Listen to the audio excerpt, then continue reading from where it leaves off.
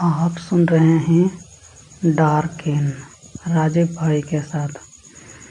ये कहानी गर्मी के मौसम की है और हम चारों पिकनिक मनाने के लिए घने जंगल जा रहे थे। मैं और मेरा 3 दोस्त रोहित, अशोक, तपन और मेरा नाम राजीव है। लेकिन हमें क्या पता था कि हमारी मंजिल हमें कहीं और ही ले जाएगी। हम सब ट्रेन में बैठ गए और हम चारों ने 1 हफ्ते का खाने का सामान भी बैग में भर लिया था। मैंने कहा, यार टिकट तो लिया ही नहीं। तभी मेरे दोस्तों ने कहा, टिकट लेने का क्या ज़रूरत, अभी तो टीटी आते भी नहीं चेक करने। मैंने कहा, यार इतनी लंबे सफ़र पे जा रहे हैं, टिकट तो हमें लेना ही चाहिए। मेरे दोस्तों ने कहा, तू डरता बहुत है, तो 1 नंबर का डरपोक है। अब हमें क्या मालूम था कि टिकट नहीं काटने से हमारी ज़िंदगी हमें मौत की ओर ले जाएगी। करीब 5 से 6 घंटे ट्रेन चलने के बाद एक बड़ा सा स्टेशन पर रुकी। वहाँ चारों तरफ गाड़ियाँ ही गाड़ियाँ थी। तभी एक टीटी आते दिखाई दिया। टीटी को देख मेरे दोस्त तीनों भागने लगे। मैं भी उनके साथ भागा। तभी टीटी ने पुलिस को आवाज़ लगाई। पुलिस ने हमें देखा और हमें दौड़ाने लगे। तभी हम चारों भागते भागते एक बंद बोगी को खोला और ऊपर चढ़ गए और दरवाज़ा बंद कर लिया। तभी कुछ ऐसा हुआ कि कोई सोच भी नहीं सकता। हम चारों एक ऐसे जगह पहुंच गए जहां पर खेत ही खेत थे और चारों तरफ बारिश ही बारिश हो रही थी। खेत में पानी लबालब भरा हुआ था। चारों ओर बारिश तेज़ी से हो रही थी। हम चारों ये सब देख के दंग रह गए। चारों तरफ काले बादल घिरे हुए थे और बिजली तेज़ी से चमक रही थी। मैंने पूछा, यार हम यहाँ कैसे आ गए? उन तीनों ने कहा, पता नहीं यार, हम यहाँ कैसे आ गए। तभी एक आदमी हमारी तरफ आते दिखाई दिया। वो हमारे पास आया और हमें देख के मुस्कुराया। हम लोग कुछ समझ नहीं पाए। कुछ देर बाद उसने कहा, बारिश नहीं रुकेगी, तुम सब मेरे साथ मेरे घर चलो। हम सब मान गए और उसके पीछे पीछे चल दिए। 3-4 किलोमीटर चलने के बाद हमें एक गांव दिखाई दिया। गांव नदी से सटकर थी। जैसे ही गांव पहुँचे, कुछ लड़कियां हमारे पास आई और हमें कहने लगी, हमारे साथ 2 जन चलो, एक घर में 4 जन का तुम लोग का जगह नहीं होगा। और वे दोनों अशोक और तपन को उन दोनों को ले जाने लगे। हमें भी अब 4-5 घर छोड़ के उसके बगल घर में ले गए। जैसे ही हम लोग वो लोग के द्वार पर खड़े हुए, वैसे ही एक लड़की आई जो कि बहुत ही सुंदर थी दिखने में। मेरी तो नज़र ही नहीं हट रही थी। उसने फूलमाला पहनाया हम दोनों को और तिलक भी किया और कहा, आइए बैठिए अंदर। हम दोनों अंदर गए और बैठ गए। फिर उसने कहा, तुम लोग थक गए होगे, मैं कुछ फल लाती हूँ, तुम लोग खा लो। हम लोग को लिए उसने फल लेके आई और हम दोनों को खाने को दिया। हमने जैसे ही वो फल खाए, हम लोग सो गए। सोने के बाद करीब सुबह के 4 बज रहे थे और हम जब उठे तो मैंने अपने दोस्त रोहित को उठाया। रोहित, भाई उठो। तो रोहित उठा और कहा, अरे हम लोग कब सो गए पता भी नहीं चला। उसने कहा, हाँ भाई चलो एक काम करते हैं, यहाँ पर सामने ही नदी है, इधर थोड़ा टहल के आते हैं और थोड़ा बाथरूम भी करके आते हैं। फिर उसने कहा, हाँ ठीक है। जैसे ही हम लोग नदी के समीप पहुँचे, उसने कहा, ठीक है चलो बाहर बैठ लेते हैं इधर। बाहर बैठे और जब धोने के लिए जैसे ही नदी के अंदर गए, तो हमने देखा चारों तरफ लाश ही लाश है। किसी का पेड़ पे लटका हुआ, किसी का झाड़ी में अटका हुआ, तो किसी का नदी के अंदर। और नदी का पानी बहुत तेज था। लेकिन उसमें से एक मेरे पास आया और मेरा हाथ पकड़ लिया और कहा, यह गांव शापित है, तुम में से कोई भी नहीं बचेगा, बोल के मुस्कुराने लगा। मैं तो उसका चेहरा देख के ही डर गया क्योंकि उसका चेहरा पूरा पानी में फुला हुआ था। देख के इतना डर लग रहा था मुझे कि कुछ बोलो मत, मैं तो बेहोश होने ही वाला था। तो मेरे दोस्त ने ज़ोर से चिल्लाया और कहा, भाग भाई भाग, ये गाँव शापित है, यहाँ से जल्दी जितना जल्दी हो सके भागो यहाँ से। फिर वो दौड़ने लगा, मैं भी उसके पीछे पीछे भागने लगा। जब हम लोग अब गांव के समीप पहुँचे तो देखा कि गांव तो पूरा खंडर है। तो फिर हम लोग रुके कहाँ थे, हम लोग को कुछ पता नहीं चल रहा था कि ये कैसे हो गया। अभी तो सब कुछ ठीक था, फिर ऐसे कैसे हो गया। फिर हम लोग वहाँ से भागने लगे, एक दूसरे का हाथ पकड़ के भागने लगे। कुछ दूर जाने के बाद हम लोग को आवाज़ सुनाई दिया कि राजीव भाई, रोहित भाई, रुक जाओ, हम लोग को भी साथ में ले चलो। तो हम लोग को बारिश में कुछ नज़र नहीं आ रहा था और एक तो सुबह का वक्त था, इस कारण से हम लोग को कुछ भी अच्छा से दिखाई नहीं दे रहा था। तो हम लोग उसके समीप पहुँचे, सामने जाके देखा कि उसका तो सर ही नहीं है, सिर्फ धड़ खड़ा है और उसका सर ज़मीन पे पड़ा हुआ है और वो सर चिल्ला रहा है। कोई किसी और का सर नहीं, हम दोनों दोस्तों के थे। वो लोग कहा, हमें नहीं ले जाओगे भाई, हमें भी ले चलो। तो हम लोग ये देख के अपना शरीर सिहर उठा और मेरे दोस्त ने कहा कि ये दोनों तो मर चुके हैं भाई, हम लोग भी मर जाएंगे, चलो वो देखो लोग के पीछे पीछे ही वो लोग आ रहे हैं हमें पकड़ने के लिए। ये कहते हुए हम लोग वहाँ से भागने लगे। फिर आगे तरफ से 2 लड़कियाँ आई और हमें देख मुस्कुराते हुए बोले कि अब हमें सुंदर नहीं लग रही तुम दोनों को। तो मैं डर गया, ये वही लड़की थी जिन्होंने हमें फूलमाला पहनाया था। और हम लोग बहुत तेज़ी से भागने लगे, इतनी तेज़ी से अपना जान बचा के भागने लगे। मैंने कहा अपने दोस्त से, भाई हम कहाँ जाएंगे। हम दौड़ते दौड़ते ही बात करने लगे। बात करते करते हम लोग भागे जा रहे थे। मेरे दोस्त ने कहा, यार मुझे लगता है कि जिस खेत से हम लोग आए थे ना, उसी खेत में ही ज़रूर कोई रास्ता होगा, चलो वहीं चलते हैं। फिर हम दोनों उसी खेत की तरफ भागने लगे और हमारे पीछे पीछे कई लोग पीछे पीछे हमें दौड़ा रहे थे। किसी का हाथ नहीं था, किसी का पैर नहीं था, तो किसी का सर नहीं था। और ये देख के हम लोग को बहुत डर लग रहा था, फिर भी हम भागे जा रहे थे। भागते भागते उस खेत के करीब पहुँचे। पहुँचने के बाद मेरे दोस्त ने कहा, चल खेत के अंदर चल। जैसे ही हम लोग खेत के अंदर आए, हमने देखा कि चारों तरफ वो लोग खड़े हैं, लेकिन खेती के अंदर कोई नहीं आ रहा है। फिर मेरे दोस्त ने कहा, देखा इसी खेती में ही कुछ न कुछ इस यहाँ पर तो राज है, कुछ तो होगा यहाँ पर। मैंने कहा, क्या हो सकता है यहाँ पर। उसने कहा, कुछ तो होगा, ढूंढो, यहाँ पर उसे जाने का रास्ता यही हो सकता है। हम दोनों मिलकर ढूंढने लगे। तभी मेरे पैर से कोई चीज़ टकराई। मैंने कहा, ये क्या है। मैंने देखा कि वो एक पत्थर था। मैंने जैसे ही उस पत्थर को हटाया, हम दोनों किसी गुफा में आ गए।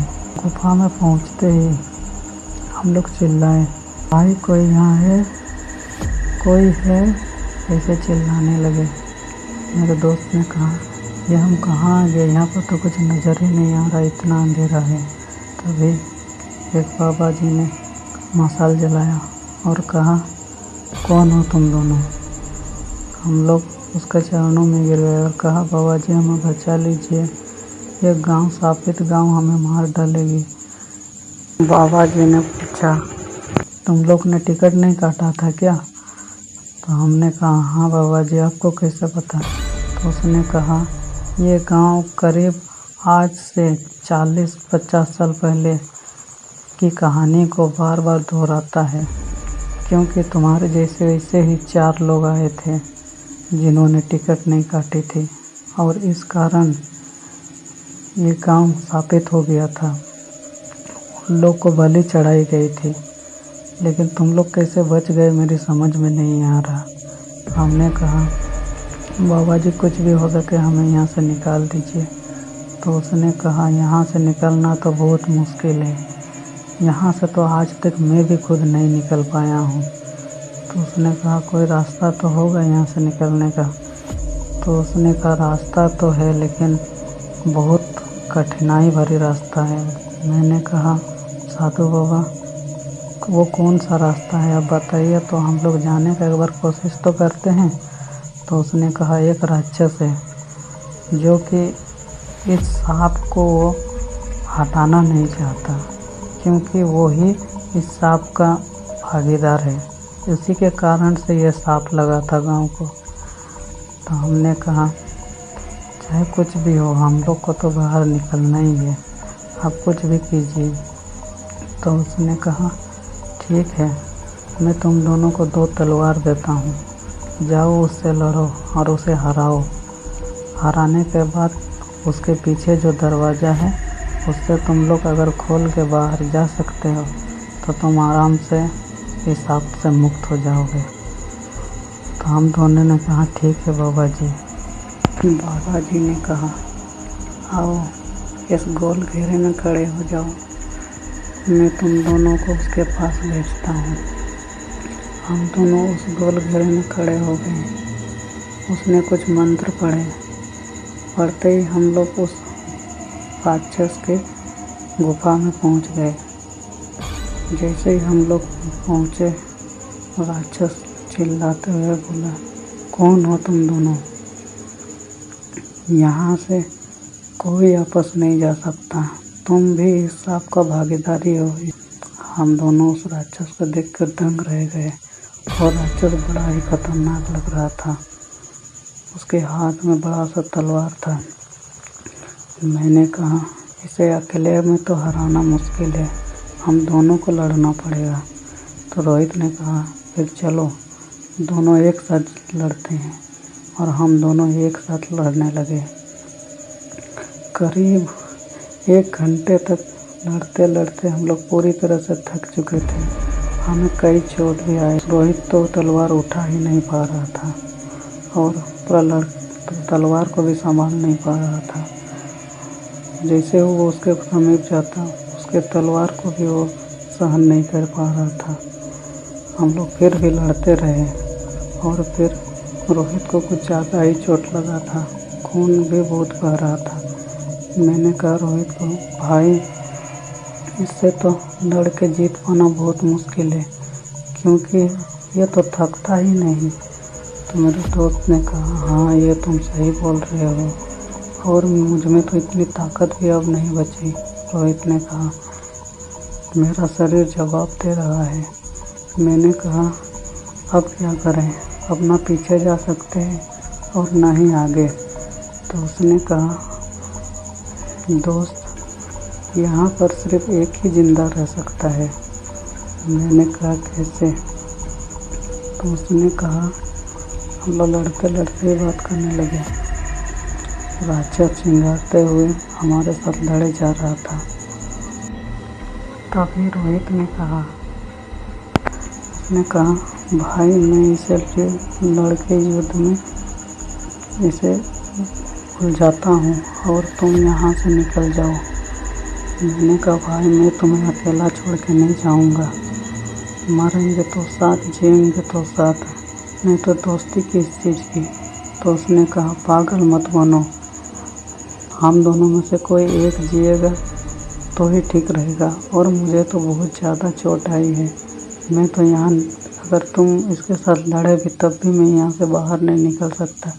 इसीलिए मैं कहता हूँ कि मैं युद्ध में इसे उलझाता हूँ, तुम यहाँ से पीछे से होकर निकल जाओ। तो मैंने कहा नहीं मैं नहीं जाऊँगा, तुम्हें इस हाल में छोड़कर तो बिल्कुल नहीं जाऊँगा। तो रोहित ने कहा भाई कुछ भी हो लेकिन तुम्हें जाना होगा, हम तो कम से कम मेरे माता पिता की देखभाल तो तुम कर सकोगे, नहीं तो उन्हें पता कैसे चलेगा कि हम लोग कहाँ हैं क्या हैं, मर गए कि जिए। और अगर हम दोनों ही यहाँ मर गए तो हम हमारे माता पिता की देखभाल कौन करेगा? तुझे तो पता है मेरा एक बहन भी है। मैंने कहा यार तो ऐसे बात मत कर, तो जा ना यार। उसने ये बोल के मुझे धक्का दिया दरवाजे की तरफ और वो उससे लड़ता रहा। मैं दरवाज़ा के करीब पहुंच गया दौड़ के। मैंने जैसे ही दरवाज़ा को खोला और जैसे ही दरवाज़ा के बाद पहुंचा। मैंने कहा रोहित भाई जल्दी करो, जल्दी आ जाओ।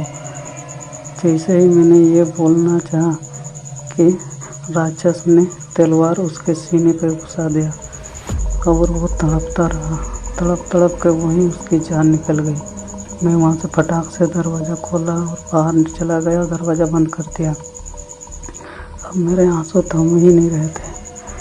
तभी मैंने देखा जब दरवाज़ा बंद किया, मैं उसी बोगी में पहुंच गया जहां से हम लोग उस तालाब में गए थे।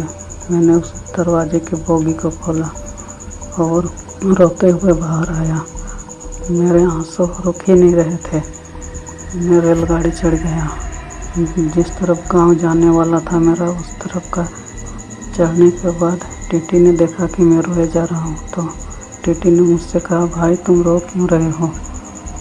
मैं कुछ भी नहीं कहा। मैंने कहा मेरे सारे दोस्त मर गए सर। तो उसने कहा ठीक है चुप हो जाओ, क्योंकि उस साबित के बारे में लगता है उस टीटी को भी पता था। उसने कहा लो मैं टिकट बना देता हूँ, तुम यहाँ से चले जाओ। मैंने कहा सर आपको देने के लिए मेरे पास टिकट के पैसे भी नहीं है, कहाँ से दूँगा? तो उसने कहा मैंने मांगा क्या तुमसे? मैंने मांगा पैसा मांगा क्या? तो मैंने कहा तो सर उसने कहा कुछ मत बोलो, लो टिकट लो और ये कुछ पैसे भी रखो। उसने मेरे पॉकेट कमीज के पॉकेट में कुछ पैसे भी दिए और कहा चले जाओ तुम घर, यहाँ मत रुको। फिर मैं आते समय यही सोच रहा था कि अब उसके मम्मी पिताजी को क्या बोलूँगा, अपने दोस्त यार के मम्मी पिताजी से मैं क्या बोलूँगा, यही सोचे जा रहा था। आंसू भी नहीं थम रहे थे। मैं जैसे ही रेलगाड़ी से नीचे उतरा, अब घर जाने का मन भी नहीं कर रहा था। दोस्तों आगे की कहानी अगले बार। धन्यवाद। अगर कहानी अच्छी लगे तो चैनल को सब्सक्राइब कर लीजिएगा और लाइक कर दीजिएगा।